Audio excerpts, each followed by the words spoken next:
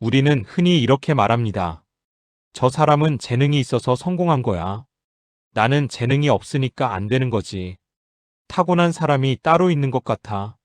하지만 정말 그럴까요? 성공의 세계를 조금만 깊이 들여다보면 이 생각이 얼마나 위험한 착각인지 알게 됩니다. 오늘 이 영상에서는 아주 불편하지만 반드시 알아야 할 진실 하나를 이야기하려 합니다. 꾸준함은 성격이 아니라 재능이다. 그리고 이 재능은 타고나는 것이 아니라 선택하고 훈련하고 쌓아 올릴 수 있는 능력입니다. 대부분의 사람들은 꾸준히 하는 게 중요하다는 말을 너무 쉽게 합니다. 하지만 정작 그 말의 무게를 진지하게 받아들이는 사람은 많지 않습니다. 왜냐하면 꾸준함은 화려하지 않기 때문입니다. 눈에 띄는 성과도 없고 남들이 알아주지도 않고 당장 보상이 주어지지도 않습니다. 그래서 우리는 꾸준함보다 재능, 운, 타이밍 같은 말에 더 쉽게 기대게 됩니다. 하지만 현실은 냉정합니다. 결국 살아남는 사람은 꾸준한 사람뿐입니다. 여러분도 한 번쯤은 들어봤을 겁니다. 바로 1만 시간의 법칙입니다.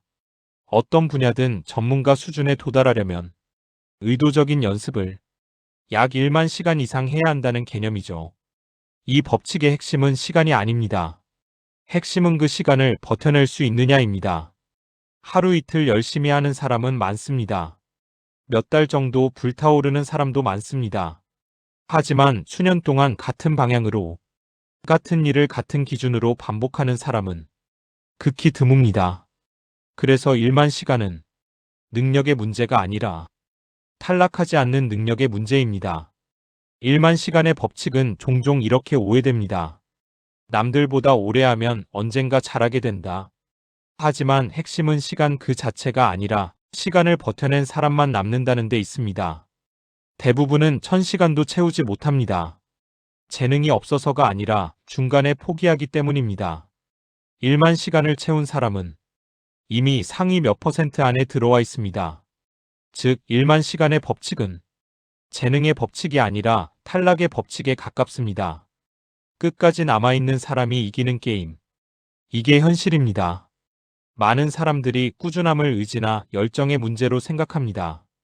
하지만 실제로 꾸준한 사람들을 보면 의지가 강해서라기보다 환경과 구조를 그렇게 만들어 놓았을 뿐입니다. 매일 할지 말지 고민하지 않습니다. 이미 하는 게 기본값이 되어 있기 때문이죠. 꾸준함의 적은 게으름이 아니라 결정 피로입니다. 오늘 할까 말까, 지금 할까, 나중에 할까, 이 고민이 에너지를 갉아먹습니다.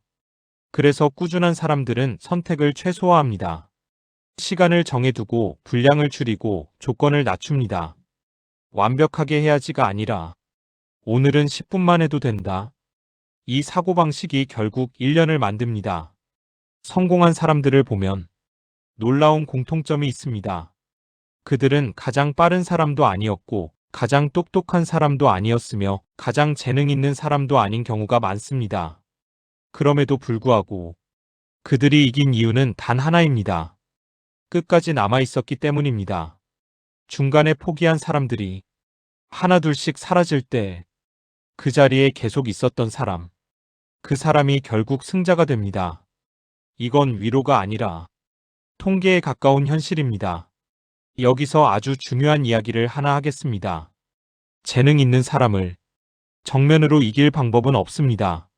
속도도 빠르고 이해력도 좋고 성과도 빨리 나옵니다.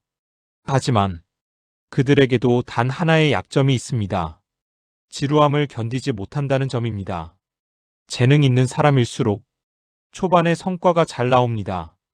그래서 어려움을 겪지 않고 실패를 깊게 경험하지 않고 고통을 통과해 본 적이 없습니다. 그러다 어느 순간 성장이 느려지고 성과가 정체되면 그들은 처음으로 좌절을 경험합니다. 그리고 그 시점에서 많은 재능 있는 사람들이 조용히 사라집니다. 우리는 흔히 승자를 떠올릴 때 압도적인 실력, 타고난 감각, 남다른 재능을 상상합니다. 하지만 현실의 승자들은 조금 다릅니다. 그들은 남들이 그만둘 때도 계속한 사람들입니다. 컨디션이 안 좋아도 성과가 없어도 아무도 알아주지 않아도 그냥 합니다. 재능 있는 사람은 초반에 빠르게 치고 나갑니다. 하지만 그만큼 쉽게 지루해지고 쉽게 실망합니다. 반대로 꾸준한 사람은 속도는 느리지만 방향을 잃지 않습니다. 결국 결승선에 남아있는 사람은 가장 빠른 사람이 아니라 가장 오래 버틴 사람입니다. 이게 아이러니입니다. 재능이 있는 사람은 처음부터 잘하기 때문에 꾸준함을 훈련할 기회가 없습니다. 반면 처음에 잘 안 되는 사람은 매일 버텨야 합니다. 왜 안 되는지 고민하고 다시 시도하고 실패를 반복하고 그래도 포기하지 않습니다. 이 과정에서 그들은 하나의 능력을 얻게 됩니다. 바로 꾸준함이라는 재능입니다. 이 재능은 시간이 지날수록 무섭게 작동합니다. 처음에는 차이가 보이지 않습니다. 오히려 재능 있는 사람이 훨씬 앞서 보입니다.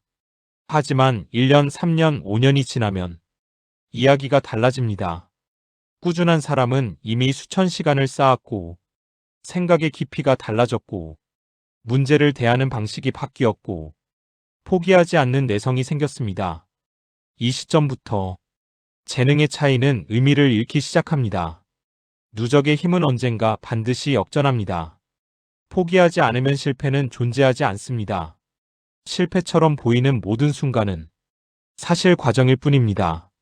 아직 결과가 나오지 않았을 뿐이고, 아직 시간이 부족했을 뿐이고, 아직 끝나지 않았을 뿐입니다. 사람들이 실패했다고 말하는 순간은 대부분 그만둔 순간입니다.